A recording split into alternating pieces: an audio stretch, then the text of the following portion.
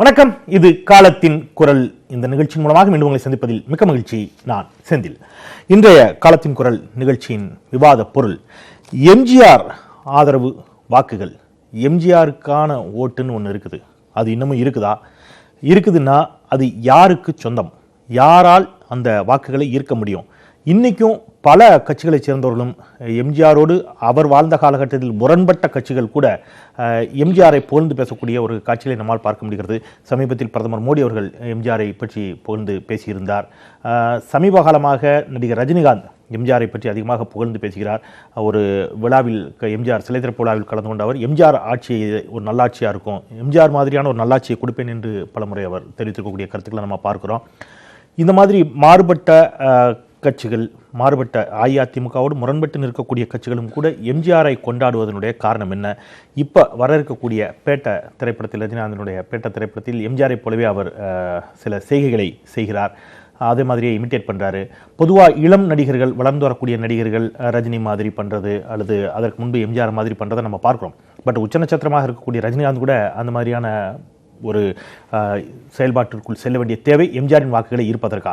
இது போன்ற பல கேள்விகளோடு பயணிக்கலாம். களத்தின் குரலில் அரங்கில் நம்மோடு இணைகிறார்கள் மூத்த பத்திரிகையாளர் திரு MC ராஜன். வணக்கம் சொல்லி வரவேற்கலாம். மூத்த பத்திரிகையாளர் திரு மாலன் அவர்களையும் வரவேற்போம். இயக்குனர் திரு பிரவீன் காந்தி, தமிழ் மாநில முஸ்லீம் லீக்கின் சார்பில் திரு ஷேக் தாவூத் அவர்கள். நால்வருக்கும் வணக்கம். இன்னும் சில நிமிடங்களில் நம்மோடு அஇஅதிமுக சார்பில் ஆவடி குமார் இணைகிறார். முன்பாக அவருடைய வருகையும் சொல்லி நேர்களையும் வரவேற்று நிகழ்ச்சிக்குள் பயணிக்கலாம். பிரவீன் காந்தி சார், ரஜினிகாந்தும் எம்ஜிஆரை நம்பிதான் களத்தில் இறங்குகிறாரா? எம்ஜிஆரின் வாக்குகள் அவரால் அறுவடை செய்ய முடியுமா? முதல்ல எம்ஜிஆருக்கான வாக்கு இன்னமும் இருக்குதா? ஏன்னா எம்ஜிஆருக்கு அப்புறம் ரஜினி, கமல், அதுக்கப்புறம் அஜித், விஜய், இப்போ விஜய் சேதுபதி வரைக்கும் வந்துட்டாங்க. ஸோ எம்ஜிஆருக்கான ஓட் பேங்க் அப்படிங்கிறது முதல்ல இன்னமும் இருக்குதா? அதை குறி வைக்கிறாங்களா எல்லாரும்? அதாவது பாரதியார் அவர்கள் இறந்தப்போ அவருடைய மரணத்துக்கு வந்த கூட்டமே ரொம்ப கம்மி. ஆனால் இன்னைக்கு பாரதியாரை உங்களால் தவிர்க்க முடியாது. தமிழ் அப்படின்னு பேசினாலே பாரதியாரை தவிர்க்க முடியாது. அந்த மாதிரி நல்ல ஆத்மாக்கள் பிறருக்காக ப்ரே பண்ணி பிறர் நல்லா இருக்கணும்னு நினச்சி தன்னுடைய வாழ்க்கையில் ஒரு பகுதியாவது யாரெல்லாம் செலவு பண்ணியிருக்காங்களோ அவர்களை இயற்கை கைவிடாது. அந்த இடத்துல 100% இல்லைனா கூட திரு எம்ஜிஆர் அவர்கள் ஒரு அளவுக்கு அந்த இடத்துக்கு வந்துடுறாரு. அவருடைய பாடல்கள் ஆகட்டும், அவர் சத்துணவு ஆகட்டும், பல காமராஜ் செஞ்சதை அவர் கண்டினியூ பண்ணார்.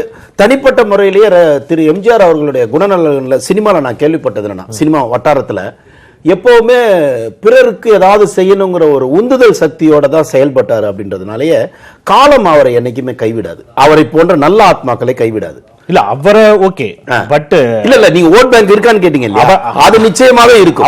அவரை நம்பி வர்ற தமிழ்நாடு இருக்கிற வரைக்கும், அரசியல் இருக்கிற வரைக்கும் கேள்வி முடிச்சிடறேன். அவரை நம்பி வர்ற தலைவர்களை அதே மாதிரி கைவிடாம காப்பாத்துமான்னு கேட்கிறேன். இல்ல அவர்கள் அந்த தகுதியை பெற்றிருக்கிறார்களான்னு பார்க்கும்போது அது ரொம்ப கம்மியா இருக்கு. நான் சொல்றது பிறருக்காக வாழ்றவன் தான் தலைவர். நீங்க ரஜினிகாந்த் சொல்லல இல்ல, நான் ரஜினி சார் நீங்க கேட்கல.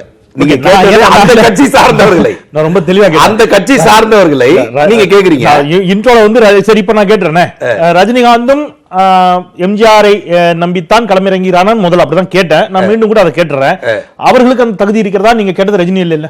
நிச்சயமா வந்து நீங்க கேட்டது வந்து அவங்க கட்சியில சொன்னீங்க. அந்த கட்சி அவர் பேரை சொல்லி கட்சி நடத்துறவங்களை சொன்னீங்க. நான் திரு ரஜினிகாந்த் அவர்கள் வந்து கடைசியா சிவாஜின்னு ஒரு படத்துல சிவாஜின் டைட்டில் இருக்கும், ஆனா எம்ஜிஆர்னு வருவார். சோ அப்போ வந்து அவர் அரசியல் இப்போ இருக்கிற அளவுக்கு அந்த நோக்கம் எல்லாம் கிடையாது. அவருக்கு அடிப்படையிலேயே திரு எம்ஜிஆர் அவர்களை எல்லாருக்குமே பிடிக்கும், அவருக்கும் பிடிச்சிருந்தது. அதனாலதான் அந்த படத்துல பாத்தீங்கன்னா சிவாஜின் டைட்டில் வச்சுட்டு எம்ஜிஆருக்கு ஒரு இம்பார்ட்டன்ஸை கிளைமேக்ஸ்ல கொடுத்திருக்காரு. சோ அப்படியே தெரியுது அவருக்கு எம்ஜிஆர் மேல் ஒரு மரியாதையும் பற்றுதலும் உண்டு அப்படிங்கிறது தெரியுது. இப்போ என்னன்னா சார், நீங்க நல்லது செய்ய வர்றீங்க அப்படின்னு ஒரு அரசியலே இல்ல. நான் அதுக்குள்ள வரேன். நம்ம என்ன, நம்ம ஒரு ஆன்மீக உரை மாதிரி அது பேடக்கூடாது. நல்லது, சமூக ஒழுங்கு, புண்ணியம், அது இல்ல கேள்வி. ஓட் பேங்க் எம்ஜிஆருக்குன்னு இருக்கக்கூடிய ஓட்டு இன்னமும் இருக்குதா? முதல்ல இருக்குது அப்படின்னு நம்புனா அது அஇஅதிமுக இருக்கிறதா? இல்ல அப்படின்னு சொன்னா அதை பங்கிட்டுக் கொள்வதற்கு தான் ரஜினி போன்றவர்கள் தன்னுடைய ரசிகர்களை நம்பி வருவதை காட்டிலும் எம்ஜிஆரினுடைய ஆதரவையும் எம்ஜிஆருடைய ரசிகர்களை நம்பி தான் கிளம்புறாங்க. இல்ல அவருக்கு திரு எம்ஜிஆர் அவர்களுக்கு ஓட்டு இருக்குன்றது 100% உண்மை சார். அந்த வைப்ரேஷன் தான் இன்னமும் கட்சியை தாங்கிட்டு இருக்கு. அது இருக்கு, கன்ஃபார்மா இருக்கு. அதனாலதான் தொண்டர்கள் பொறுமையா இருக்காங்க. யாருக்கு இருக்கு? அது யாருக்கு இருக்கு?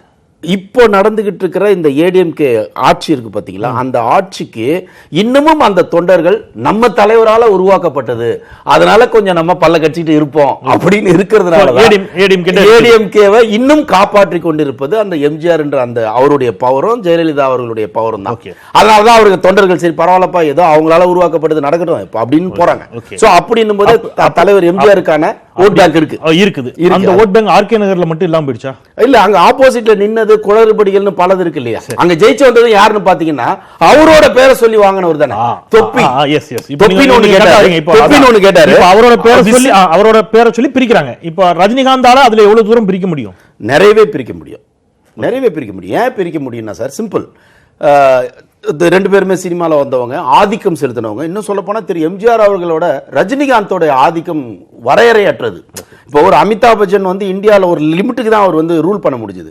எம்ஜிஆர் அவர்களும் ஒரு குறிப்பிட்ட காலம் தான் சினிமாவை கையில் வச்சிருந்தார். ஆனால் திரு ரஜினிகாந்த் அவர்கள் நாள் கூட கூட கூட அவர் சம்பளமும் அவர் மேல இருக்கிற ஈர்ப்பு சக்தியும் உலகளாவியா மாறிட்டு இருக்கு. அப்போ அவர்கிட்ட ஏதோ ஒரு சக்தி இருக்குன்றது உண்மையா உறுதியாகுது. அப்படின்னும் போது திறமை சார், அது சக்தியா?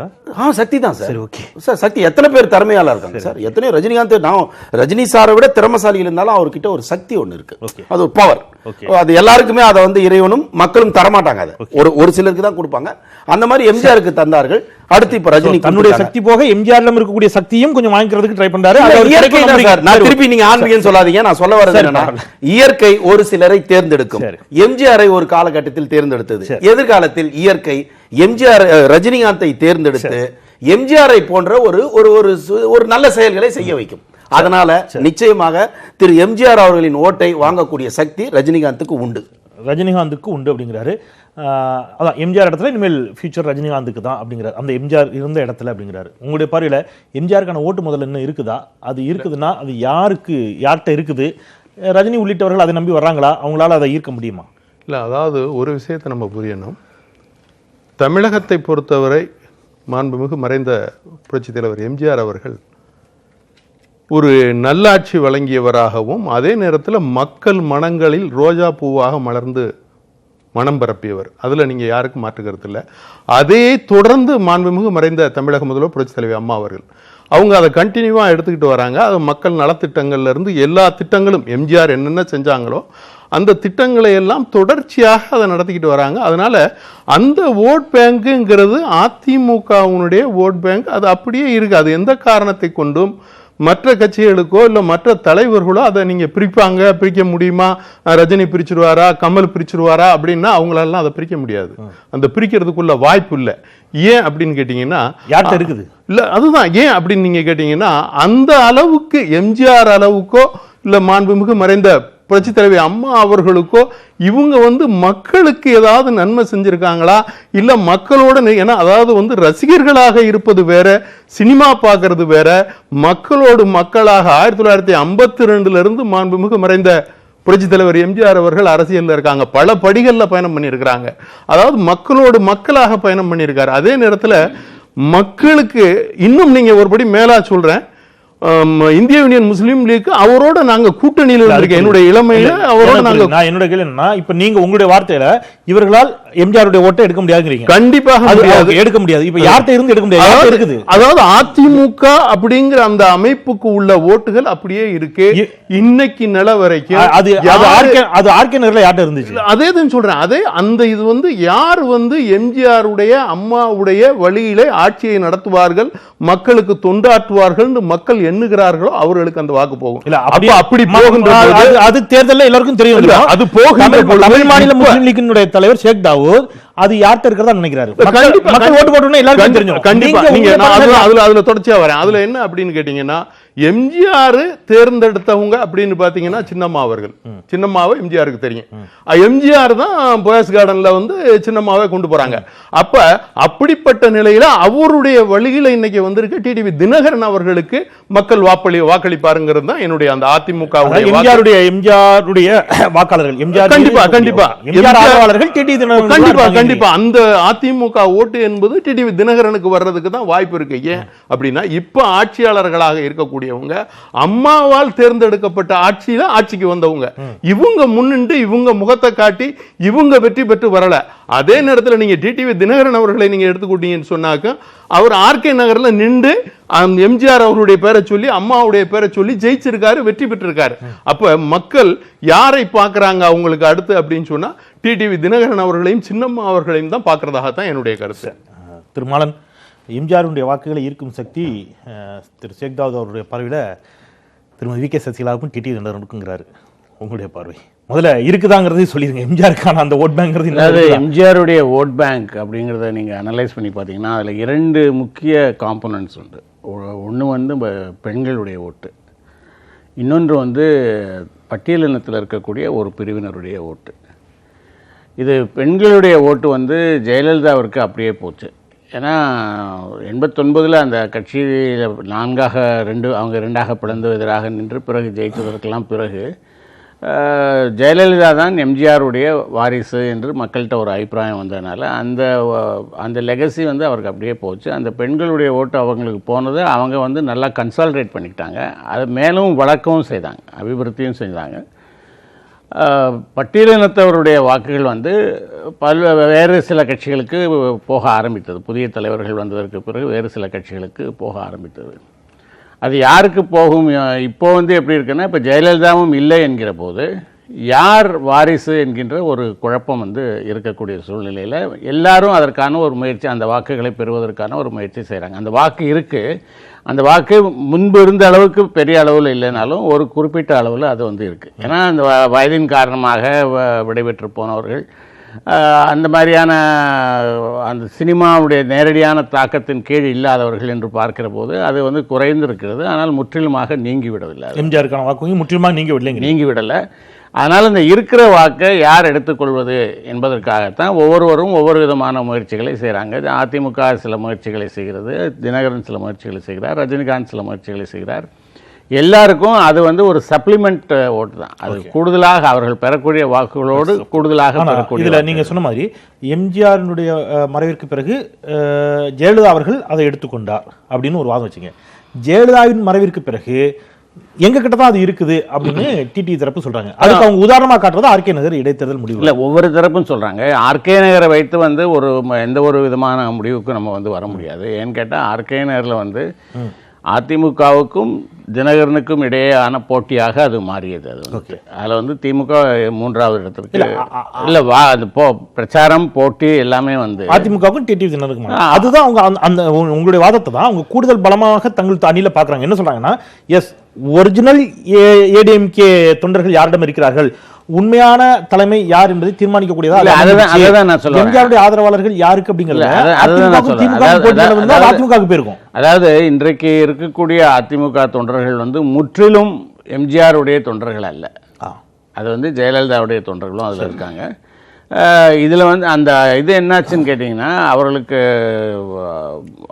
எம்ஜிஆருடைய வாக்குகள் முழுவதும் தினகரனுக்கு போயிற்று என்ற அந்த முடிவுக்கு வருவதற்கு நமக்கு எந்த விதமான இதுவும் இல்லை. அதில் வந்துட்டு ஏன்னு கேட்டிங்கன்னா, எம்ஜிஆருடைய மிக தீவிரமான ஆதரவாளராக ஃபாலோவராக இருந்தவர் தான் மதுசூதனன். வந்துட்டு அவர் அரசியலுக்கு வந்ததை அதுக்கு அந்த வழிகளில் தான் அவர் வர்றார். அவர் வந்துட்டு இதில் என்ன நீங்கள் பார்க்க வேண்டியிருக்குன்னு கேட்டிங்கன்னா, இப்போ ரஜினி வந்து நான் எம்ஜிஆரை போல ஆட்சி தருவேன் என்று சொல்வதற்கான காரணம் என்னென்னா, எம்ஜிஆருடைய ஆட்சி என்பது எப்படி இருந்ததுன்னு கேட்டிங்கன்னா, ரொம்ப அடித்தளத்தில் பாவர்ட்டி லைனுக்கும் கீழே இருக்கிறவங்களுக்கான பார்வையில் அந்த ஆட்சியை அவர் பேசினார். அதாவது இலவசமாக வந்து பல்பொடி கொடுத்தாரு, இலவசமாக காலணி கொடுத்தாரு, இலவசமாக பிளாஸ்டிக் குடங்கள் கொடுத்தாரு.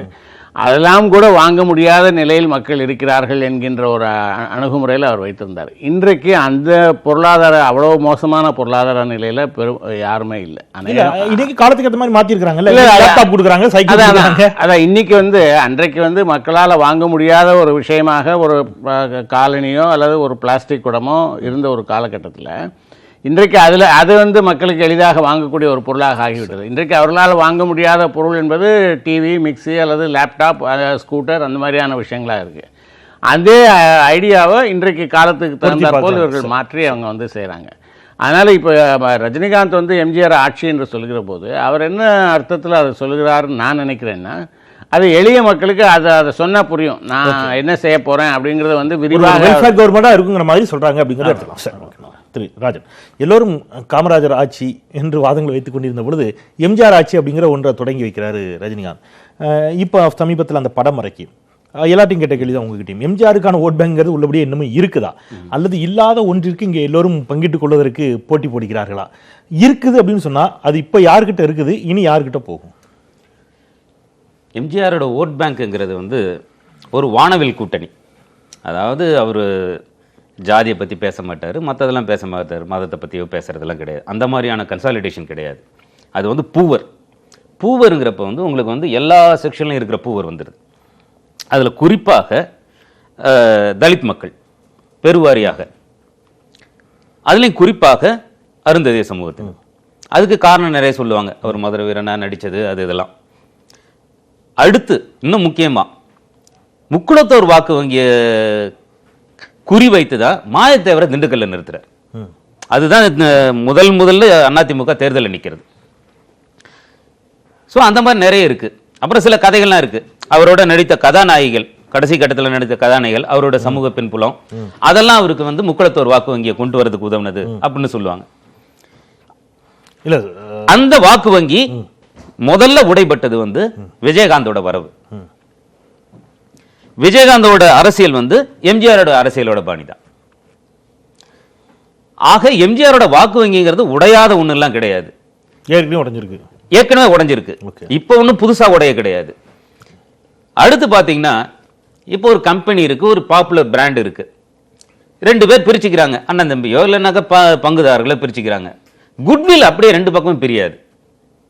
ஓகே, ஏதோ ஒரு பக்கம் தான் பிரியும். ஏதாவது ஒரு பக்கம் போகலன்னா திவாலாகும். அசெட் வேணா ரெண்டையும் ஈக்குவலா பிரிச்சுக்கலாம். அசெட் தான் பிரிச்சுக்க முடியும், குட்வில்ல நீங்க பிரிக்க முடியாது. நம்பிக்கை வந்து ஓகே. ஆமா, இப்போ என்னோட கேள்வி, இன்றைய நிலைமையில தினகரன் கேட்கிற அளவுக்கு நாங்க தான் அப்படின்னு சொல்றதுங்கிறது வந்து அன்டெஸ்டட் கிளைம்.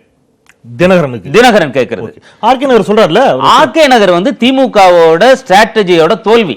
ஓகே, நீங்க அது டிடி தினகரனுடைய ஸ்ட்ராட்டஜியோட வெற்றியா பார்க்க மாட்டீங்களா? அவரோட வெற்றிங்கிறத விட என்ன, ஒன்னு பணம், ரெண்டாவது திமுகவோட ஸ்ட்ராட்டஜியோட தோல்வி. இல்ல சார், ஒரு இடத்துல ஒருத்தருடைய தோல்விங்கிறதே இன்னொரு இடத்தோட வெற்றி தானே. இல்ல, அவரோட மிதப்பு, தாங்க தான் ஜெயிப்போங்கிற ஒரு மிதமிஞ்சிய எண்ணம், அதுலதான் திமுக போனது.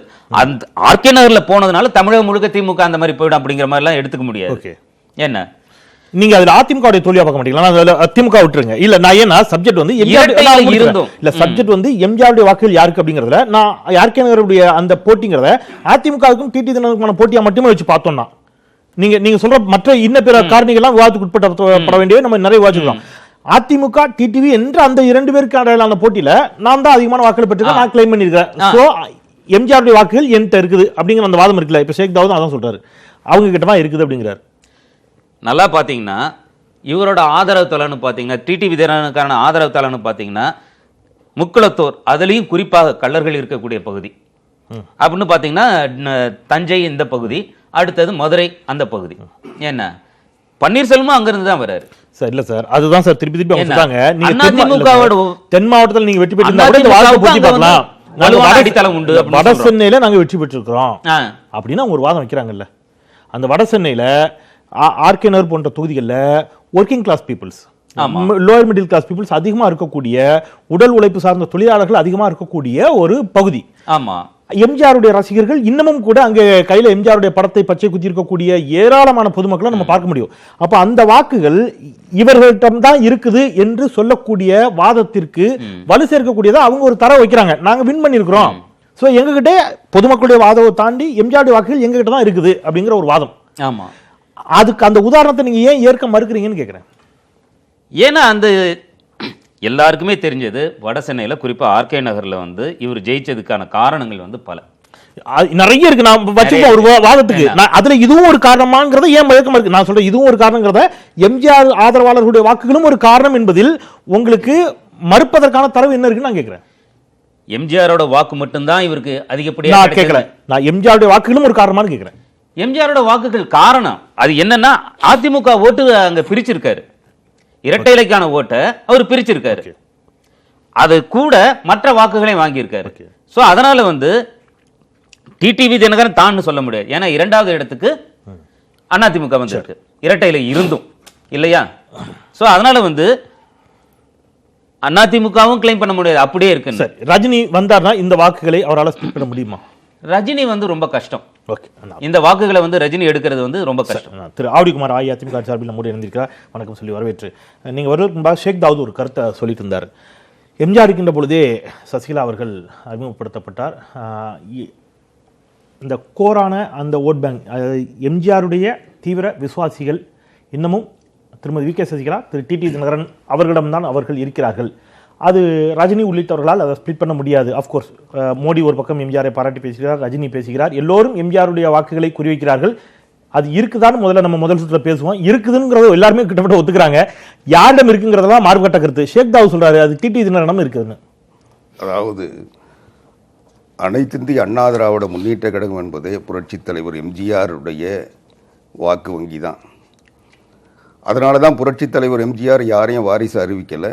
அவர் இந்த கட்சியில் இருக்கின்ற தொண்டர்கள் அத்தனை பேரும் வாக்கு அதிமுகவினுடைய வாரிசுகள் என்று சொன்னதுனால தான் எல்லாரும் கையில் பச்சை குத்தி சொன்னார். நான் உட்பட பச்சை குத்திருக்கேன். இதுதான் எங்களுடைய அடையாளம். எம்ஜிஆருடைய கட்சி, எம்ஜிஆருடைய தொண்டர்கள் என்பதற்கு நாங்கள் கையில் குத்திருக்க இந்த கொடி தான். இந்த கொடி தான் அதிமுக. இந்த கொடி தான் புரட்சித் தலைவர் எம்ஜிஆருடைய வாக்கு வங்கி. அவர் கண்டெடுத்த திண்டுக்கல்லில் அறிமுகப்படுத்திய இரட்டை இலை தான். அதுக்கு முன்னே சுயேட்சை சிம்பலாக இருந்த இரட்டை இலையை புரட்சித் தலைவர் எம்ஜிஆர் அறிமுகப்படுத்தியதற்கு பிறகு அதனை தொடர்ந்து நடந்த தமிழ்நாட்டுக்கு முன்னாலேயே நடந்த புதுச்சேரி சட்டமன்ற தேர்தலில் வெற்றி பெற்றது, இடைத்தேர்தலில் வெற்றி பெற்றது, தொடர்ந்து வெற்றி மேல் வெற்றி பெற்று வந்திருக்கிறது. நீங்கள் சொன்ன ஆர்கே நகரில் புரட்சித் தலைவர், சென்னையை பொறுத்த வரைக்கும் புரட்சித் தலைவர் எம்ஜிஆர் காலத்திலேயே எங்களுடைய வாக்கு வங்கி சரிவதாக சந்தித்து வந்திருக்கு. ஆர்கே நகரில் கூட ஒரு முறை தான் வெற்றி பெற்றிருக்காரு புரட்சித் தலைவர் எம்ஜிஆரே, மற்ற நேரங்கள் வெற்றி பெறலை. ரெண்டாவது, புரட்சித் தலைவர் எம்ஜிஆர் புரட்சித் தலைவி அம்மா அவர்களை அரசியலுக்கு அறிமுகப்படுத்திய போது அவருக்கு பயிற்சி தருவதற்கு வலம்புரி ஜான் போன்றவர்களை, சோலை போன்றவர்களை தான் அவருக்கு அரசியல் பயிற்சிக்காக, அரசியலுக்காக புரட்சித் தலைவர் எம்ஜிஆரால் நியமிக்கப்பட்டவர்கள். இவங்க சொல்கிற சசிகலா என்பது இவங்க வாதப்படியே ஆர்கே நகரில் அவங்களுடைய ஆதரவாளர்களால் புரட்சித் தலைவருடைய வாக்கு வங்கி சசிகலாவுக்கு இருந்து அதனால் தினகரன் ஜெயிச்சார்னு சொல்கிறதே முழுக்க முழுக்க அப்பட்டமான பொய். ஏன்னா தினகரனே சசிகலா படத்தை போடக்கூடாதுன்னு சொன்னார், என்கிட்டயே சொன்னார். பிரச்சாரம் அவங்க பேரை சொல்லாதீங்க, அவங்க பேரை சொன்னால் ஓட்டு போட மாட்டாங்கன்னு சொன்னார். அதனால் இது எல்லாமே அவங்களுடைய கற்பனை. இல்ல அதுதான் திரு ஆவடிக்குமார், திருமதி வி.கே. சசிகலா அவங்க பேரே போடலையே. ஆர்கே நகர்ல எந்த இடத்துல அவங்க போட்டோ பாத்தீங்க, அவங்க பேரை யார் சொன்னாங்க சொல்லுங்க. நான் என் கேள்வி முடிச்சிடறேன். திருமதி வி.கே. சசிகலாவுடைய ஓட்டுகள் யாருக்கு சொந்தம் அப்படின்னு இப்ப நம்ம பேச போறோம். நான் முடிச்சிடுறேன். அதனால அங்க வந்து அவங்க இல்ல சொல்லாத பேருக்கு வாரிசு அந்த வாக்குக்கு உரிமை கொண்டாடுறது தவறு. ரெண்டாவது, புரட்சித் தலைவர் எம்ஜிஆர், நான் முடிச்சிடறேன், நீங்க கேட்டது சொல்றேன். புரட்சித் தலைவர் எம்ஜிஆர் காலத்திலேயே காங்கேயத்தில் சுயேட்சையா கட்சியை எதிர்த்து நின்று வெற்றி பெற்ற வரலாறு உண்டு. சட்டமன்ற உறுப்பினராக புரட்சித் தலைவர் எம்ஜிஆர் அறிவித்த வேட்பாளர் இரட்டை இலையில் நின்று ஒரு தோல்வியை சந்திச்சிருக்காரு. அதை மீறி வெற்றி பெற்றிருக்காரு. அதுக்காக அவர் பின்னால கட்சி போயிருச்சுன்னு யாரும் உரிமை கொண்டாட முடியாது. இது வந்து தேர்தலில் ஒரு இடைத்தேர்தலில் ஒருத்தர் சுயேட்சையா வெற்றி பெற்றார்ன்றதுக்காக, இன்னும் சொல்ல போனால் புரட்சித் தலைவர் எம்ஜிஆர் அந்த நாங்கள் தேர்தல் சந்தித்த நேரம் இரட்டையில எங்களுக்கு கிடைச்சி போதுமான பிரச்சாரம், நாங்கள் ஒன்று சேர்ந்து இரட்டையிலை கிடைச்சிருச்சுன்னு சொல்றக்கூடிய அவகாசம் இல்லாத அந்த தேர்தலை சந்தித்தோம். நான் முடிச்சிடறேன். அது மட்டும் இல்லாம புரட்சித் தலைவர் எம்ஜிஆர் வாக்கு வங்கி எங்களுக்கு கிடைச்சிருக்கு. திமுகவினுடைய வாக்குகள் தான் அவங்க வந்து தினகரனுக்கு போச்சு. இது வந்து எம்ஜிஆர் புரட்சித் தலைவர் எம்ஜிஆர் வாக்கை எந்த வகையிலும் பாதிக்கல. இனி ரஜினிகாந்த் வந்தால் மோடி அவர்களும் எம்ஜிஆரை பாராட்டி பேசுகிறார். ரஜினி எம்ஜிஆர் மாதிரியே இமிடேட் பண்றாரு. இப்போ வரக்கூடிய படம் உட்பட எம்ஜிஆர் ஆட்சியை கொடுப்பேன்கிறாரு. செல்வி ஜெயலலிதா அவர்கள் இல்லாத ஒரு காலகட்டத்தில் ரஜினி போன்ற ஒரு உச்ச நட்சத்திரத்தால் ஏன் எம்ஜிஆரின் வாக்குகளை எளிதில் கவர்ந்து இழுத்து விட முடியாது? உங்களுக்கு ஏற்கனவே வச்சுப்போம், அதை ஏன் அவரால் எடுத்துக்க முடியாது? இல்லை, இது தமிழ்நாட்டு அரசியலில் எல்லா தலைவர்களும் புரட்சித் தலைவர் எம்ஜிஆர் வாக்கு வங்கி கவர்றதுக்கும் தன்வயப்படுத்துறதுக்கும் பல முயற்சிகள் செஞ்சுருக்காங்க. கருணாநிதியே புரட்சித் தலைவர் எம்ஜிஆர் என்னுடைய 40 ஆண்டு கால நண்பர், அவர் வந்த உடனே ஆட்சியை தந்துடுறேன், எனக்கு ஓட்டு போடுங்கன்னு சொன்னப்போ தமிழ்நாடு மக்களும் புரட்சித் தலைவர் எம்ஜிஆருடைய அரசியல் விசுவாசிகளை ஏற்றுக்கொள்ளவில்லை. அதனால் இதையெல்லாம் வந்து எல்லாரும் அவங்களுடைய சுயநலத்துக்காக அவங்களை தங்களை முன்னிலைப்படுத்துவதற்காக சொல்லுகின்ற வார்த்தை. ஆனால் மக்கள், அதுவும் புரட்சித் தலைவர் எம்ஜிஆருடைய வழிவந்தவர்கள், நீங்க நல்ல எழுத்தாளர், ஒருவரில் பதில் சொல்லுங்கிற நம்பிக்கையில கேட்கிறேன். எம்ஜிஆர் வாக்குகளை எங்களிடம் வைத்துக் கொள்வதற்கு எங்களிடம் இது ஒரு பெரிய காரணி, இது ஒரு பெரிய டூல் இருக்குது, அதனால எம்ஜிஆர் வாக்குகள் எங்களை விட்டு வேற எங்கேயும் போகாது, எங்க கிட்ட தான் இருக்குன்னு சொல்றதுக்கு ஒரே ஒரு காரணம் சொல்லணும்னு சொன்னா ரெட்டலையை தவிர வேற என்ன காரணம் சொல்லுவீங்க? அதாவது புரட்சித் தலைவர் எம்ஜிஆர் அவருடைய துணைவியார் ஜானகி அம்மாவை அவங்க மேலே எந்த குற்றச்சாட்டுகளோ எந்த அரசியல் அவங்க மேலே எந்த களங்கமோ இல்லாத ஒரு சூழ்நிலையில் அவங்கள முன்னிலைப்படுத்தினாங்க. அதையே எம்ஜிஆருடைய வாரிசுகள் கட்சியினர் ஏற்றுக்கொள்ளவில்லை. எனவே இன்னொருத்தர் யாரையோ வந்து கேட்கிறாங்கன்னா அவங்களால ஏத்துக்க மாட்டாங்க. நான் கேட்கறது அது கேட்கல. இல்ல, இரட்டலையை தாண்டி எம்ஜிஆருடைய வாக்குகள் இன்றைய அஇஅதிமுகவிடம் தான் இருக்கிறது அப்படிங்கிறதுக்கு உங்ககிட்ட என்ன டூல்? அதனால எங்க கிட்ட தான் இருக்கு, இந்த ஒரு சார்பு போதுங்க அப்படின்னு எதை சொல்லுவீங்க? எம்ஜிஆர் கட்டமைத்த, எம்ஜிஆர் உருவாக்கிய, எம்ஜிஆருக்கார உருவாக்குன கட்சி இருக்கு, அதனுடைய கட்டுக்கோப்பு இருக்கு. இன்னும் சொல்ல போனால் எங்களுடைய தலைமை அனைத்து இந்திய அண்ணா திராவிட முன்னேற்ற கழகத்தினுடைய தலைமை கழகமே புரட்சி தலைவர் எம்ஜிஆர் வைத்திருந்த அன்னை சத்யா கல்யாண மண்டபம் தான். அதை வந்து அந்த கட்சியினுடைய சொத்தா புரட்சி தலைவர் எம்ஜிஆர் எங்களுக்கு தந்திருக்காரு. அந்த அலுவலகம் இருக்கு, அது எம்ஜிஆருடைய நிழலாகவும் எம்ஜிஆருடைய உருவமாகவும் இன்னைக்கு எங்களுக்கு வழிநடத்தி கொண்டிருக்கிறது. எனவே புரட்சி தலைவர் எம்ஜிஆர் அவர் உருவாக்கிய இந்த திமுக கொடியில் இருந்த அண்ணாவின் உருவத்தை பறித்து அவர் உருவாக்கிய இந்த கொடி எங்களிடம் இருக்கிறது. எனவே கொடி சின்னம் கட்சியினுடைய சொத்துக்கள் புரட்சி தலைவர் எம்ஜிஆருடைய அதுதாங்க, புரட்சி தலைவருடைய உருவமே எங்ககிட்ட இருக்கு. அவர் மறைந்தாலும் இந்த கட்சியோட ஐக்கியமாயிட்டார் நாங்க நம்புறோம். அதனால இதை தமிழ்நாட்டு மக்கள் நம்புவாங்க. சோ எம்ஜிஆருடைய தொண்டர்கள் கொள்கைகளுக்காக உங்களிடம் இல்ல, கட்சியினுடைய கொடி சின்னம் கட்சியினுடைய அசெட்ஸ் இது எங்க இருக்கு அங்க இருப்பாங்க. கட்சியே கொள்கை தாங்க. அவருடைய கொள்கைகளை செயல்படுத்துவதற்கு அவரால் பயிற்றுவிக்கப்பட்டவர்கள், அவரை நம்பி அரசியலுக்கு களத்துக்கு வந்தவர்கள், அவரோடு பணியாற்றி பழகியவர்கள், அவர் உருவாக்கியவர்கள், அவங்க தான் இப்ப இருக்கிறவங்களை விட எம்ஜிஆர் ஆட்சியை என்னால் சிறப்பாக குடிக்க முடியுங்கிறார் யாரு? ரஜினிகாந்த். எம்ஜிஆர் ஆட்சியை கொடுப்போங்கிறார். மக்கள் ஏன் அதை நம்ப கூடாது? எம்ஜிஆர் ஆட்சிங்கிறத ஒரு வாதத்துக்கு எம்ஜிஆர் ஆட்சியை மக்கள் விரும்புகிறார்கள் அப்படின்னு எடுத்துக்கிட்டா இன்றைய ஆட்சியை விட ரஜினிகாந்த் வந்தா எம்ஜிஆர் ஆட்சியை சிறப்பாக கொடுப்பாருங்கிற ஒரு நம்பிக்கைக்கு மக்கள் ஏன் போக கூடாது? இதுலயே ஒரு இலகுவான பதில் இருக்கு. ஆக ரஜினிகாந்த் யாரும் நம்பல, அவர் புரட்சி அடையாளத்தை பயன்படுத்தி அரசியலுக்கு. அதனால புரட்சி தலைவர் எம்ஜிஆர் வந்து கொள்கையை யார் செயல்படுத்த முடியும்? அவரோடு பழகியவர்கள். இவர் அந்த நேரத்தில் புரட்சி தலைவர் எம்ஜிஆர் காலத்தில் இவர் எப்படி நடந்துகிட்டாரு, அவர் இருந்தாரு, மீட்பதற்கு புரட்சி தலைவர் எம்ஜிஆரை மக்கள் இன்னமும் நேசிக்கிறார்கள் அப்படின்னு வச்சுக்கிட்டா அந்த எம்ஜிஆருடைய ஆட்சியை ரஜினிகாந்தால் தான் கொடுக்க முடியும் என்று நம்புகிறார்கள் அப்படின்னு வைத்துக் கொண்டால் நீங்க அதுல எங்க மாறுபடுவீங்கன்னு கேக்குறேன். இல்லை, புரட்சி தலைவர் எம்ஜிஆர் அவருக்கு ஒரு ஈர்ப்பு இருக்குது இல்ல? இல்ல, புரட்சி தலைவர் எம்ஜிஆர் ஆட்சியை அல்லது அவருடைய திட்டங்களை யார் வேணா செயல்படுத்தலாம். ஆனா மக்கள் வந்து யார் புரட்சி தலைவர் எம்ஜிஆருடைய உருவமா நினைக்கிறாங்கன்றது இருக்குல்ல. இப்போ நீங்க யார் இருக்கிற தலைவர்கள் யாராவது உங்ககிட்ட இருக்காங்களா? தலைவர்கள் தேவையில்லைங்க. இந்த கட்சியில் இருக்க 1.5 கோடி தொண்டர்களும் இந்த கட்சியினுடைய வந்து தலைவர்கள் தான். அதுல இன்னைக்கு எடப்பாடி பழனிசாமிக்கு அந்த வாய்ப்பு கிடைச்சிருக்கு, அவர் அதுல பணியாற்றுறாரு. நேற்றைக்கு ஓ பன்னீர்செல்வம் இருக்கிறாரு, நாளைக்கு இன்னொருத்தர் வரலாம். புரட்சி தலைவர் அம்மா அவர்கள் சொன்னது போல இந்த கட்சியும் இந்த ஆட்சியும் 100 ஆண்டுகள் நீடிக்கிறது. 100 ஆண்டுகள் உயிரோடு நீங்க மனம் திறந்து பேசுங்களேன். ஈர்க்கக்கூடிய ஆற்றல் இயல்பிலேயே அதிகமான மக்களை சென்றடைந்திருக்கக்கூடிய அந்த ஒரு வெளிச்சம் ரஜினிகாந்தை ஒப்பிடுகிற பொழுது உங்களுடைய அஇஅதிமுகவுடைய இந்த தலைமைக்கெல்லாம் இருக்குதா? நீங்க ரஜினிகாந்தை ஒப்பிடுறதே எங்களோட ஒப்பிடுறதே எனக்கு அந்த ஒப்புமை சரியில்லைன்னு நான் சொல்லுவேன். இன்னும் சொல்ல போனால் ஈர்க்கின்ற ஆற்றல் புரட்சி தலைவர் எம்ஜிஆரும் புரட்சி தலைவி அம்மா அவர்களும் ஒரு வலிமையான கட்டமைப்பையும் வலிமையான ஆதரவு தளத்தையும் எங்களுக்கு உருவாக்கி தந்திருக்காங்க. அதனால தான் அவங்க எந்த கட்சியும் இன்னைக்கு 67க்கு பிறகு எல்லா கட்சிகளும் பேரறிஞர் அண்ணா அவர்களே தமிழ்நாட்டு அரசியலை வந்து புரட்டி போட்டவர், புரட்சி செய்தவர். அவரே கூட கூட்டணி வச்சு தான் ஆட்சிக்கு வந்தார். எங்க அம்மா இந்த கட்சியை நம்பி தான் தன்னந்தனியா போட்டிட்டு வெற்றி பெற முடியும் என்று போன 2014 நாடாளுமன்ற தேர்தல் நடத்த மாட்டாங்க. உள்ளாட்சி தேர்தல் திமுக கிட்ட கேளுங்க, எதுக்கு போய் வாபஸ் வாங்கினாங்க? கருணாநிதியுடைய இது இட வேணுன்றதுக்காக ஒரே நாள் இரவுல எல்லா கேஸும் வாபஸ் வாங்கிட்டு தேர்தல் நடத்த சொன்ன இடத்தை வாங்கினாங்கல்ல. நீங்க உள்ளாட்சி தேர்தலுக்கு போட்ட கேஸ் எல்லாம் வாபஸ் வாங்கி நாளைக்கு நடத்த சொல்லுங்க. எந்த தடை இல்லைன்னா வந்து ஏன் நீதிமன்றத்துக்கு போனாங்க? நீதிமன்றம் என்ன சென்னையில வந்து ரிசர்வேஷன் சரியில்லைன்னு சொல்லி கேஸ் போட்டாங்க. உங்களுக்கு நன்றாக நினைவு நினைக்கிறேன். அந்த வழக்குல தீர்ப்பு என்ன சொன்னாங்க அப்படிங்கறது உங்களுக்கு நான் மீண்டும் தீர்ப்பு என்ன சொன்னாங்க சொல்லுங்களேன். ரிசர்வேஷன் இருங்க, நீங்க கேள்வி கேட்டீங்க, நான் பதில் சொல்லல. 2011 வாக்காளர் பட்டியல் சரிபார்த்து அந்த வாக்காளர் பட்டியல் இது மக்கள் தொகை கணக்கெடுப்பின் அடிப்படையில் தொகுதிகள் பிரிக்கவில்லை, அதை பிரிச்சிட்டு தேர்தல் நடத்துங்கன்னு சொன்னாங்க. இல்ல, நான் அதுக்கப்புறம் அந்த தீர்ப்புல நான் டேட்டோட என்னால கொண்டு சரி, வர முடியும். சொல்லுங்க, என்ன நீதிமன்ற அவமதிப்பிற்கு உள்ளாகிறீர்கள், நீங்கள் டேட்டை நீங்க அனௌன்ஸ் பண்ணீங்களா இல்ல நாங்க அனௌன்ஸ் பண்ணட்டுமான்னு நீதிமன்றம் பண்ண வேண்டியதானே? நாங்க என்ன வேண்டாம் சொன்னோமா? கேட்டாங்க. நீங்க ஒரு கேஸ் இல்லைங்க, ஒரே ஒரு கேஸ் இருக்கா? மாநில தேர்தல் ஒரே ஒரு கேஸ் தான் நடக்குதா? எத்தனை பேர் கேஸ் போட்டுருக்காங்க? நீங்க சென்னை உயர்நீதிமன்றத்தில் எத்தனை கேஸ் நீங்க சொல்லுங்க. திமுகவினுடைய வழக்கு மட்டும் தான் நீங்க குறிப்பிட்டீங்க. திமுகவின் வழக்கில் தீர்ப்பு கொடுக்கப்பட்டு நீங்க வழக்கு தொடரப்பட்ட காலம் சொல்லி முடிச்சிடுறேங்க. நீங்க அம்மா சமாதி கட்டக்கூடாது, அங்க இருந்து அகற்றணும்னு சொல்லி எத்தனை கேஸ் போட்டாங்க? 5 கேஸ். ஆனா திமுக சொன்ன உடனே 5 பேரும் வாபஸ் வாங்கினாங்களா? அப்ப யார் போட்டாங்க கேஸ்? ஷேக் தாவூத். இதுல அவர் ஒரு விஷயத்தை வந்து அவங்க வந்து ஒரு கேஸ் போட்டு இத முடக்குறாங்க. இன்னும் கேட்டா 50% பெண்களுக்கு அம்மா ஒதுக்கீடு செஞ்சாங்க.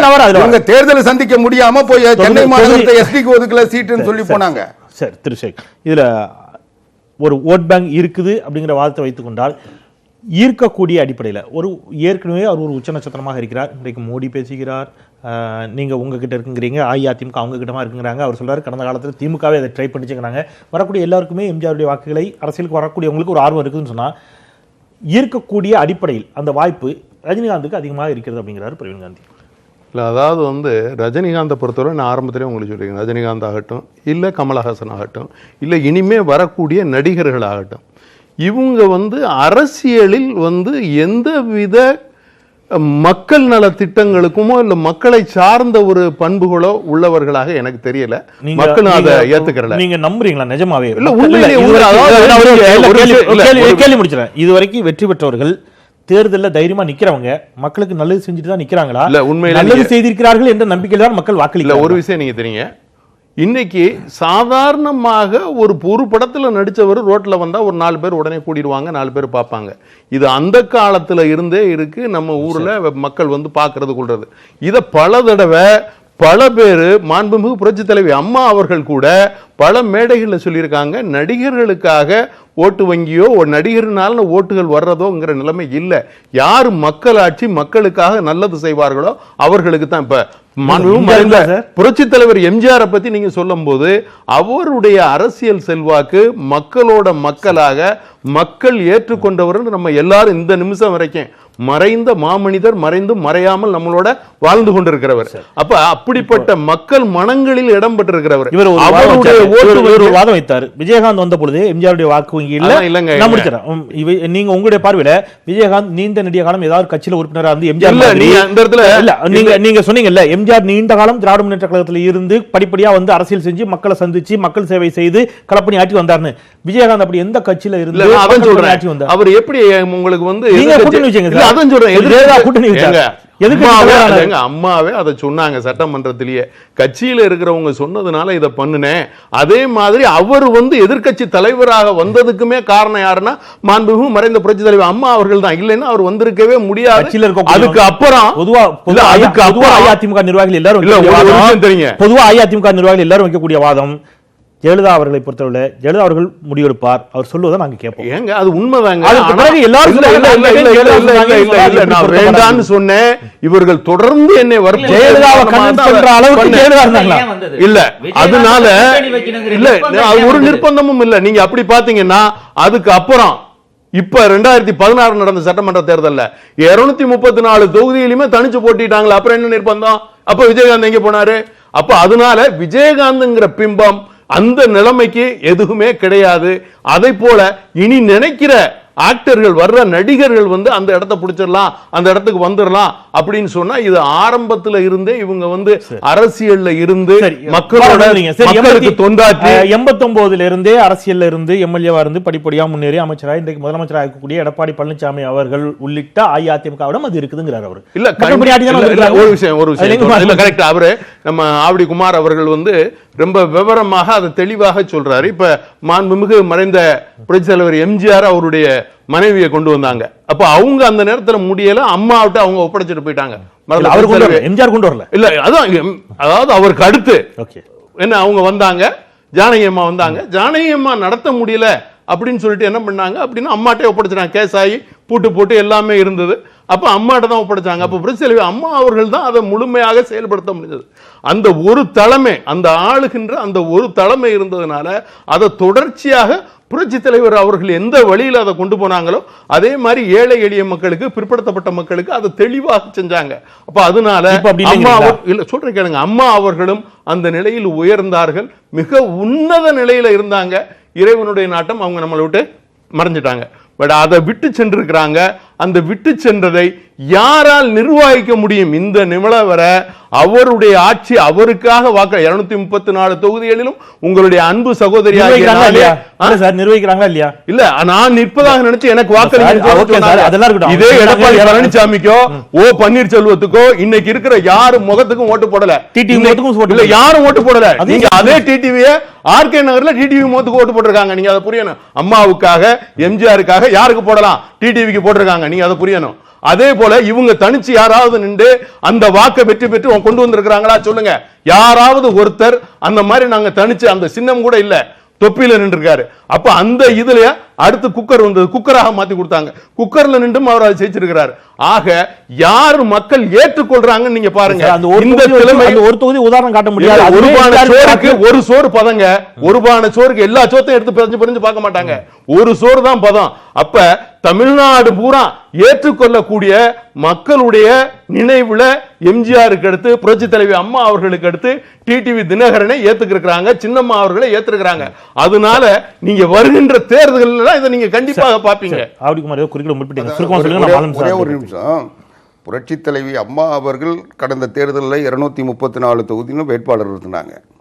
அதில் எத்தனை பேர் வெற்றி பெற்றாங்க? மரியாதைக்குரிய ஷேக் தாவூத் கூட கடையநல்லூர் நின்னாரு. அப்போ இவருக்கு ஓட்டு போடலன்னா என்ன அர்த்தம்? அப்போ அம்மாவுக்கு ஓட்டு போடலையா?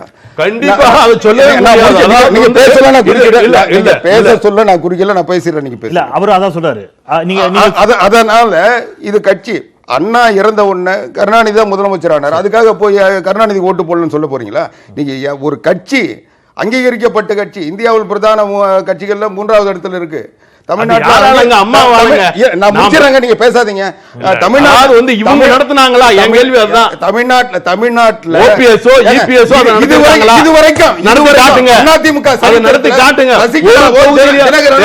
ஒரு ஓட்டு கேட்டிருக்கீங்களா? எங்க ஒரு தகுதியிலாவது 13 வருஷம் நாடு கடத்தப்பட்டு அம்மா முகத்துல பிடிக்காம ஓடி போன தினகரன் ஒரு தொகுதியிலாவது நீங்க நின்று ஜெயிச்சு காட்டுங்க. அப்புறம் நாங்க ஜெயிச்சுக்கிறோங்க, நீங்க கேட்காதீங்க. உங்க வேலை நாங்க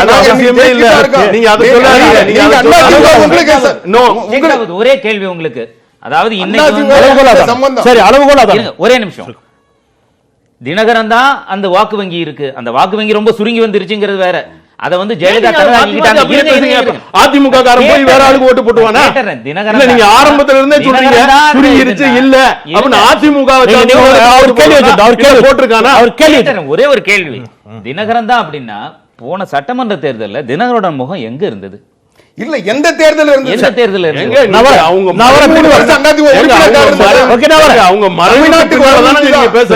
இருக்கும்போது பேசலாமா? அம்மா இருக்கும்போது நீங்க எப்படி பேசுவீங்க? அம்மா இருக்கும்போது அம்மாவுடைய அம்மாவே திரு மாலன், இதுல ஒரு தேர்தல் அப்படிங்கிறது அதற்கான அளவுகோலா அப்படிங்கறத மீண்டும் மீண்டும் வைக்கப்படக்கூடிய வாதம்.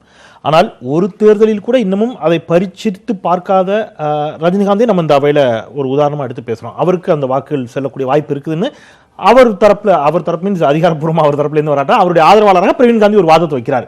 அதை ஈர்க்கக்கூடிய ஒரு ஆற்றல் ரஜினிகாந்துக்கு இருக்குது அப்படிங்கிறார். வராத ஒருவருக்கு அந்த ஆற்றல் இருப்பதாக ஒரு நம்பிக்கையோடு ஒரு வாதம் வைக்கின்ற பொழுது, ஏற்கனவே நான் வந்து வின் பண்ணியிருக்கிறேன் என்று ஒரு தேர்தலை முன் வைத்து ஒரு வாதத்தை வைப்பதற்கான உரிமைகள் அவர்களுக்கு தார்மீக அடிப்படையில் இல்லையா? இல்லை, ஏற்கனவே அதான் இது வந்து ஏற்கனவே ஜெயித்ததுனால அதை சொல்லி நாங்கள் தான் அவருடைய வாரிசுகள் என்று சொல்லலாம். யார் வேணாலும் அதை வந்து சொல்லிக்கொள்ளலாம். அது நிரூபணம் ஆவது என்பது வந்து எப்படியே நிரூபணம் ஆகிறது என்ற வரலாற்றை வைத்து கொண்டு பார்க்கிற போது 2 உதாரணங்கள் நமக்கு இருக்குது. ஒன்று வந்து எம்ஜிஆர் கூடவே அவருடைய மனைவியாக அவர் கூடவே வாழ்ந்து அவர் இருக்கிற போது அரசியலுக்கு வராமல் அவர் மறைந்ததற்கு பிறகு அரசியலுக்கு கொண்டு வரப்பட்ட ஒருவர் ஜானகி அம்மா இருந்தாங்க. எம்ஜிஆரால் அடையாளப்படுத்தப்பட்ட அரசியலுக்கு வந்து ஒருவர் இருந்தாங்க, ஜெயலலிதா இருந்தாங்க. அப்போ அவர்கள் 2 பேரும் தேர்தலில் வந்து சந்தித்த போது மக்கள் வந்து எம்ஜிஆருடைய வாரிசு என்பது வந்து ஜெயலலிதா என்று மக்கள் முடிவு செய்தாங்க. அதே போல் இப்போ வந்து தினகரன் என்பவர் வந்து ஜெயலலிதாவால் வந்து அவரோட கட்சியிலேயோ வீட்டிலேயோ இருக்கக்கூடாது என்று சொல்லி அனுப்பப்பட்டவர். அவர் வந்துட்டு ஓபிஎஸ் போன்றவர்கள் வந்து ஜெயலலிதாவால் அறிமுகப்படுத்தப்பட்டு அவங்க வந்து பதவியில் இருந்தவங்க. இப்போ அதே மாதிரியான ஒரு சினாரியோவில் இருக்கிற போது அதே பழைய இதை வந்து நம்ம பொருத்தி பார்க்க முடியும் என்று சொன்னால் அது தெளிவாக காமிக்கும் அது யார் பக்கம் இருக்கிறது என்பதை சொல்லிட்டு. அதனால் ஒரு தேர்தல் வைத்து கொண்டு பேசுகிறோம் என்று சொன்னால் இப்போ தினகரனோடு போன எம்எல்ஏக்களே வந்து அவர்களுடைய கட்சியிலேருந்து விலகி வேறொரு கட்சிக்கு போகிறதெல்லாம், செந்தில் பாலாஜி போயிருக்கிறதெல்லாம் நம்ம வந்து பார்க்குறோம். அது வந்துட்டு அதனால் ஒரு வெற்றி என்பது பின்னால் வரக்கூடிய வெற்றிகளுக்கு ஒரு கட்டியம், ஒரு முன்னறிவிப்பு என்று வந்து நம்ம எடுத்துக்கொள்ள முடியாத ஒரு சூழ்நிலையில் நம்ம இருக்கிறோம். ரஜினியை பொறுத்த வரைக்கும் என்னென்னு கேட்டிங்கன்னா, ரஜினிக்கு ஏற்கனவே வந்து ஒரு பாப்புலாரிட்டி இருக்குது. ரஜினி வந்து எம்ஜிஆரை பற்றி பேசுகிறார் என்று சொன்னால், எம்ஜிஆர் அறிமுகப்படுத்தின சில விஷயங்களே அவருடைய அரசியல் எதிரிகள் கூட பின்னால் தொடர்ந்து வந்தபோது செய்திருக்கிறார்கள். சத்துணவு திட்டத்தை வந்து கருணாநிதி அவர்கள் அதை விரிவுபடுத்தி அதை செய்தாங்க. அதே போல் அவர் அறிமுகப்படுத்தின பல விஷயங்கள் வந்து தொடர்ந்து வந்து கொண்டிருக்கிறது. இலவசம் அல்லது விலையில்லா பொருள் என்கின்ற கான்செப்டை வந்து அவர் தான் அரசியலில் கொண்டு வர்றாரு.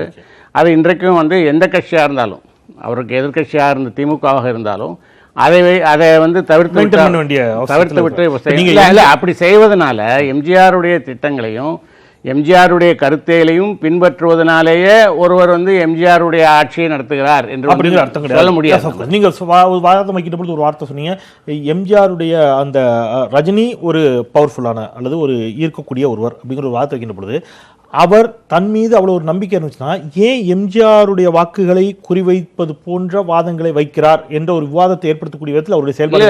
அதான் நான் சொல்லுவேன். அதாவது தேர்தலில் வந்து தன்னை முன்னிறுத்தி தேர்தலில் வந்து கிடைக்கக்கூடிய ஒவ்வொரு வாக்குகளும் வந்து அந்த வேட்பாளருக்கு முக்கியமானது. தன்னால் கிடைக்கக்கூடிய வாக்குகள் என்பது வந்து அதில் வந்து அவர் கான்ஃபிடண்ட்டாக இருப்பார். அதை இன்னும் கூடுதலாக எப்படி சேர்க்கலாம், என்ன சப்ளிமெண்ட் பண்ணலாம் என்ற விஷயங்களை வந்து அவர் பார்ப்பார். இப்போ எம்ஜிஆருடைய வாக்கு வங்கி என்று சொல்லப்படுவதில் வந்து பட்டியலினத்தவரை சார்ந்த ஒரு பிரிவினருடைய வாக்குகள் அவருக்கு கணிசமாக அது இருந்தது. இப்போ ரஜினிகாந்த் பார்த்தீங்கன்னா அவருடைய படங்களில் வந்து அந்த பட்டியலினத்தவரை வந்து பிரதிநிதித்துவப்படுத்தக்கூடிய 2 படங்களில் தொடர்ந்து அடுத்தடுத்து வந்து நடித்து வந்திருக்காரு. அதன் மூலம் அவர்களுடைய அபிமானத்தை அவர் பெற்றிருப்பதற்கான வாய்ப்புகள் இருக்குது வந்துட்டு. அந்த படம் வெற்றி பெற்றது வெற்றி பெறலை அது கமர்ஷியலாக வேற ஒரு விஷயம் அது வந்துட்டு. ஆனால் அது என்ன இம்பேக்டை வந்து அந்த மக்கள்கிட்ட ஏற்படுத்தியிருக்கும் என்பதை நம்முடைய பிரச்சனையே ஒரு ஆள் பேசுகிறார் திரையில் என்பது தான் எம்ஜிஆருடைய வெற்றிக்கான ஒரு அடித்தளமாக அது இருந்தது. அதை போன்ற ஒரு தாக்கத்தை அதை ஏற்படுத்தி இருப்பதற்கான வாய்ப்புகள் இருக்குது. அதை நம்ம வந்து இல்லை என்று நம்ம நிராகரித்து விட முடியாது. அதனால் அவர் அந்த வாக்குகளை நோக்கி குறிவைப்பதில் வந்து ஒன்றும் தவறு இல்லை. அந்த வாக்குகளை நோக்கி எல்லாருமே குறிவைத்திருக்கிறார்கள் என்கிற போது அவர் அதனால வந்து முற்றிலுமாக அவருக்கு வாக்கே இல்லை நம்பி இருக்கிறார் என்று அவர் வந்து ஓகே. நான் ஒரு இடைவெளிக்கு முன்பு அந்த கேள்வியை கொடுத்துட்டு இடைவெளிக்கு சொல்கிறேன். தொடக்க சுற்றிலேருந்து நீங்கள் ஒரு விஷயத்தில் உறுதியாக இருக்கிறீங்க. பட்டியல் சமூகத்தை சேர்ந்த ஒரு குறிப்பிட்ட பிரிவினுடைய வாக்குகள் சாலிடாக எம்ஜிஆர் பக்கம் இருந்துச்சு, அதை தாண்டி பெண்களுடைய வாக்குகள் அப்படின்னு சொன்னீங்க.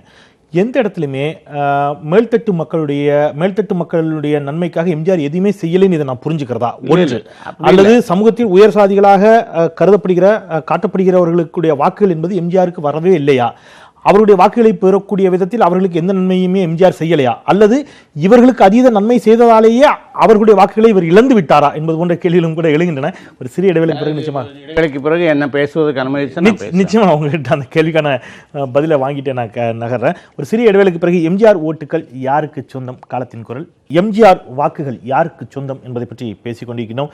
நாம் ட்விட்டர் போல பார்க்கலாம். முன்னதாக திரு மாலன் அவர்கள் ஒரு வாதம் வச்சிருந்தார். அவருடைய அந்த இடைவேளைக்கு முன்பான கேள்விக்கான பதிலை மட்டும் சொல்லுங்க, நான் ட்விட்டர் போலுக்கு போகலாம். அதாவது ஒரு தேர்தலில் வந்து ஒரு வாக்கு வங்கி மட்டும் வாக்களிக்கிறது, அந்த வாக்கு வங்கியினுடைய வாக்குகளை வைத்துக்கொண்டு மாத்திரம் ஒருவர் வந்து ஜெயித்து விட முடியாது. நம்ம தேர்தல் கணக்குகளை பார்க்கிற போது குறைந்தது 35% 40% வாக்குகளை வாங்குகிறவர்கள் தான் வந்து ஜெயிக்க முடியும். இல்லை அப்படி பார்த்தா நீங்கள் குறிப்பிட்ட பட்டியல் சமூகத்தினுடைய ஒரு குறிப்பிட்ட பிரிவினர் அவருக்கு ஆதரவு அப்படின்னீங்க. அவர் அருந்ததிய சமூகம்னு குறிப்பிட்டிருந்தாரு. தமிழ்நாட்டில் அவங்களுடைய ஓட் பர்சன்டேஜ் எவ்வளோ இருக்குன்னு நினைக்கிறேன். இல்லை அதான் நான் சொல்கிறேன். அதனால் வந்து மற்றவர்கள் வந்து எம்ஜிஆருக்கு வாக்களிக்கலை அப்படின்னு வந்து சொல்ல முடியாது. ஆனால் அப்போவே எப்படி இருந்ததுன்னு கேட்டிங்கன்னா ஒரு அர்பன் ரூரல் டிவைடு இருந்தது. இப்போ சென்னை மாநகரத்தில் இருந்த சட்டமன்ற தொகுதிகளில் அதிமுக ஜெயிப்பது என்பது கடினமாக இருந்தது. திமுக வந்து வெற்றி பெற்று கொண்டு வந்தது. அந்த மாதிரியான ஒரு டிவைடு இருந்தது. ஆனால் பெரும்பாலான தமிழ்நாட்டில் இருக்கக்கூடிய பெரும்பாலான இடங்கள் வந்து ஒரு பின்தங்கிய ஒரு ரூரல் ஊரக பகுதிகளாகவும் அதில் இருந்த மக்கள் வந்து ஏழ்மை, இவர் சொன்னதை போல் இந்த சார்ந்த தொழிலாளர்களை எளிதில் ஈர்த்திருக்கிறார் எம்ஜிஆர் அப்படி வேணா வச்சுக்கலாம் சார். அதாவது இதை நீங்க சொல்ற பாகுபாடு வந்து சரியில்லை. ஏன்னா புரட்சித் தலைவர் எம்ஜிஆருக்கு பின்னால் இருந்தது அடித்தட்டு மக்கள், பாதிக்கப்பட்ட மக்கள், ஒடுக்கப்பட்ட மக்கள். இது ஜாதி அளவுகோல் வச்சு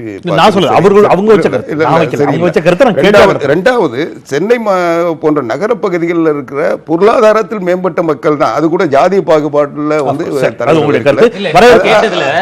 அது வந்து இவர் வந்து அடித்தட்டு மக்களுடைய தலைவர் அதுக்காக வந்து நீங்க ஒவ்வொருத்தரும் வைத்த கருத்துக்கள் அது நீங்க அது 2-3 முறை அந்த கருத்துக்கள் மீண்டும் இந்த அவையில் பதிவு செய்யப்பட்டதால் இல்ல திருப்பூர்ல வந்து ஒரு இடைத்தேர்தல் நடந்த போது அது வெளிப்படையாக வந்து தெரிய வந்தது.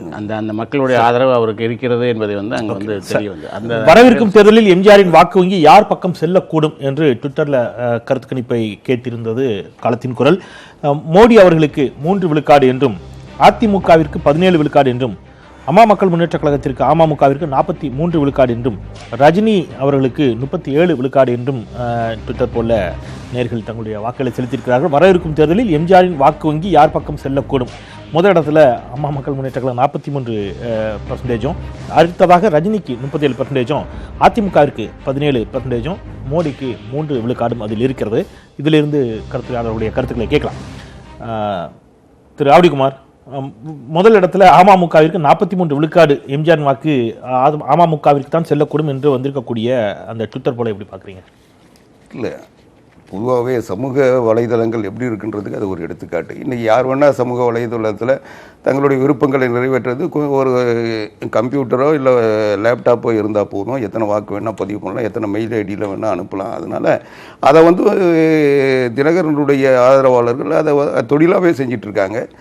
அதனால் இது ஒன்றும் எனக்கு ஆச்சரியத்தை தரல. ரெண்டாவது, புரட்சித் தலைவர் எம்ஜிஆர் வாக்கு வங்கி என்பது புரட்சித் தலைவி அம்மா அவர்களால் நெறிப்படுத்தப்பட்டு வளர்க்கப்பட்டு இன்றைக்கு தமிழ்நாட்டில் 20% 25% எப்படிப்பட்ட சோதனையான சூழ்நிலை 96 அதிமுகவுக்கு எதிரான அலை வீசிய காலகட்டத்தில் கூட அந்த வாக்கு வங்கி புரட்சித் தலைவர் எம்ஜிஆர் உருவாக்கிய வாக்கு வங்கி எங்களுக்கு கிடைச்சிது. அதனால் இது வந்து எங்களுக்கு வந்து இவங்க சொல்கிறதெல்லாம் வந்து அவங்களுடைய விருப்பமாகவும் அவங்களுடைய அரசியல் நடவடிக்கையாகவும் தான் பார்க்க முடியுமே தவிர இது வந்து எந்த பாதிப்பும் இல்லை. நீங்கள் இன்னும் கேட்டால் புரட்சித் தலைவர் எம்ஜிஆர் பெயரை சொல்லி புரட்சித் தலைவர் எம்ஜிஆர் காலத்தில் அரசியலுக்கு வந்து ஒவ்வொரு தேர்தலையும் புரட்சித் தலைவர் எம்ஜிஆர் பெயரை சொல்லி வாக்குகளை கேட்டு வெற்றி பெற்றவர்கள் தான் இன்றைக்கி ஆட்சியிலையும் பதவிகள்லையும் இருக்கிறாங்க. அதனால புரட்சித் தலைவர் எனக்கு அதை புரிஞ்சு கொள்ள முடியும். உங்க வாதத்தை உங்க பார்வையில் உங்க பார்வையில இருந்து அம்மா மக்கள் முன்னேற்ற கழகத்தின் சார்பில் இருக்கக்கூடிய அவருடைய ஆதரவாளர்கள் ட்விட்டர்ல வந்து அதிகமான வாக்குகளை செலுத்தி ரஜினிகாந்த் 37 விழுக்காடு வாங்கியிருக்காரு. அதிமுகவை விட ரஜினிகாந்திற்கான விழுக்காடு 20 விழுக்காடு அதிகமா இருக்குது. அதுதான் நாங்க எப்பவுமே வந்து இதை வந்து ஒரு பெருசா எடுத்துக்கிறது இல்லை. இன்னும் சொல்ல போனா அம்மா தேர்தலை சந்திக்கிற நேரத்திலே இல்லை அம்மாவுக்கு ஆதரவு தளங்களை நீங்கள் வந்து வாக்கெடுப்பு நடத்துறது இதை விட மோசமாக தான் எங்களுக்கு வந்திருக்கு. எப்பவுமே அதிமுகவுக்கு வந்து அம்மா இருந்த காலத்திலேயே நீங்கள் வந்து ட்விட்டர் போலில் வந்து எங்களுக்கு அதிகமான கடந்த சட்டப்பேரவை தேர்தலில் வந்த கருத்து கணிப்புகளில் ஒரு கருத்து கணிப்பை தவிர அனைத்து கருத்து கணிப்புகளும் மீண்டும் அஇஅதிமுக ஆட்சிக்கு வரும் என்பதைத்தான் சொல்லின. இல்லை, நீங்க அதை மாத்தி சொல்றீங்க. இல்ல, ஒரே ஒரு கருத்து கணிப்பு இல்லைங்க. நீங்க நினைவுபடுத்தி பாருங்க, ஒரே ஒரு கருத்து கணிப்பு தான் அதிமுக ஆதரவாக இல்ல. மத்ததெல்லாம் ஒரு தனியார் தொலைக்காட்சியிலே கருத்து கணிப்பு மட்டும்தான் திமுகவிற்கான வாய்ப்பை முன்னிறுத்தியது. இல்ல மிஸ்டர், நான் எந்த கருத்து கணிப்புன்னு கூட என்னால் சொல்ல முடியும். அது ஆனா இப்போ நானும் அதை சொல்ல விரும்பல. அதனால நான் சொல்லிடுறேன், நாங்க வந்து அடித்தட்டு மக்களோடு நெருங்கி பழகி பின்னி பிணைந்து 72ல இருந்து தேர்தலை சந்திச்சுட்டு வரோம். அதனால எங்களுக்கு மக்களுடைய நலனை தெரியும், எங்களை பத்தி மக்களுக்கு தெரியும். 1000 எங்க மேல குறைபாடுகள் இருக்குன்றதுக்கு மக்கள் எங்க மேல கோவப்பட உரிமை உண்டு. ஆனா அதுக்காக நாங்க தேர்தல் வந்துருச்சுன்னா தமிழ்நாட்டை பொறுத்த வரைக்கும் 2 வாக்கு வங்கி தான் எனக்கு தெரிஞ்சு. 76க்கு 72 திமுக எதிர்ப்பு ஓட்டு, திமுக ஆதரவு ஓட்டு. அதே போது புரட்சித் தலைவர் எம்ஜிஆர் ஆதரவு ஓட்டு, எதிர்ப்பு ஓட்டு. எங்க ஓட்டு என்பது திமுக எதிர்ப்பு ஓட்டு. நீங்க எத்தனை பேர் திமுக குறை சொன்னாலும் அதிமுக தான் ஓட்டு போடுவாங்க. அது போல எத்தனை பேர் வந்து அதிமுக திமுக ஆதரவு ஓட்டா ஏங்க செம்மலை வந்து செம்மலை வந்து கட்சி எடுத்து நின்று ஜெயிச்சிருக்காரு, வெங்கடாச்சலம் ஜெயிச்சிருக்காரு. இப்ப சமீபத்துல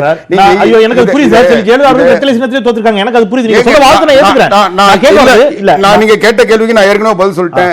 எங்க ஓட்டு எங்களுக்கு கிடைச்சது, திமுக ஓட்டு தினகரனுக்கு போச்சு. இதை விட தெளிவா உங்களுக்கு என்ன சொல்லணும் நாங்க எதிர்பார்க்கறீங்க? நீங்க அமமுக 43 விழுக்காடு வந்திருக்குது. பட் அவர் வந்து அது உங்களுடைய ஆதரவாளர்களுடைய ஓட்டுன்னு சொல்லிட்டார். ஒரு பக்கம் இருக்கட்டும். இருந்தாலும் உங்களை நெருங்கி நிற்கிறார் ரஜினிகாந்த், 37 விழுக்காடு.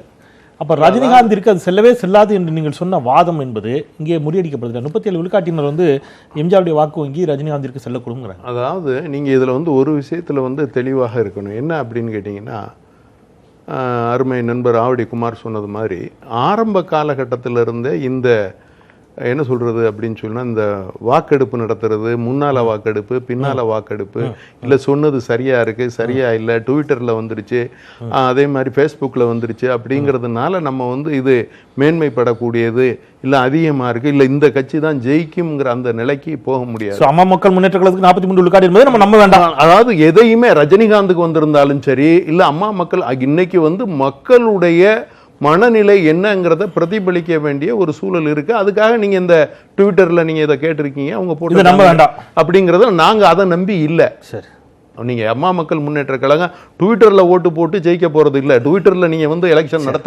நடத்தினா நீங்க ட்விட்டர்ல ஓட்டு போட்டீங்க, நாங்க இன்னைக்கு ஜெயிச்சிட்டோம்னு சொல்லலாம். யாரும் ட்விட்டர்ல போட போறது இல்லை, நேரடியா ஓட்டு போட்டாதான் ஜெயிக்க முடியும். நேரடியாக ஓட்டு போடுகின்றவர்கள் யாருக்கு போடுவாங்கிறத நம்ம பேசலாம். அப்படி பார்க்கும்போது எம்ஜிஆர் வாக்குகள் உங்களுக்கு தான் கண்டிப்பாக. ஏன்னா இவங்களை தான் அவங்க விரும்புறாங்க, இவங்களை தான் நேசிக்கிறாங்க, இவங்களை தான். நீங்க அம்மா இருக்கும் போதே அம்மாவுடைய கார்ல பின்னால யார் உட்காந்துருப்பாங்க, இவங்க தான் உட்காந்துருப்பாங்க, சின்னம்மா தான் இருப்பாங்க. எங்கே போனாலும் இது எல்லாருக்கும் தெரியும். எல்லாரும் இப்ப இருக்கிறவங்க எல்லாருமே அவங்கள கும்பிட்டு அவங்களையும் சேர்த்து கும்பிட்டு தான் இந்த ஆட்சிக்கு வந்தாங்க, எல்லாம் பண்ண. இது போக இன்னும் நீங்க இப்போ உங்களுக்கு ஞாபகத்துக்கு கொண்டு வரணும் அப்படின்னு சொன்னாக்க, போய் எங்கே தங்கி இருந்தாங்க, எங்கே இப்ப சேர்ந்தாங்க, எப்படி வந்தாங்க, இது எல்லாமே ஊரறிந்த ரகசியம். இதுல இன்னைக்கு நம்ம பிரிஞ்சுட்டோங்கிறதுக்காக மாறிக்கிட்டு பேசுறதுங்கிறது நல்ல என் கருத்து. சொல்லுங்க பிரியங்காந்தி. ரஜினிக்கு 37 விழுக்காட்டினார் எம்ஜிஆரின் வாக்குகள் போகணும் அப்படின்னு. அதான் 37 விழுக்காடுங்கிறது என்னை பொறுத்தவரைக்கும் கம்மி தான்.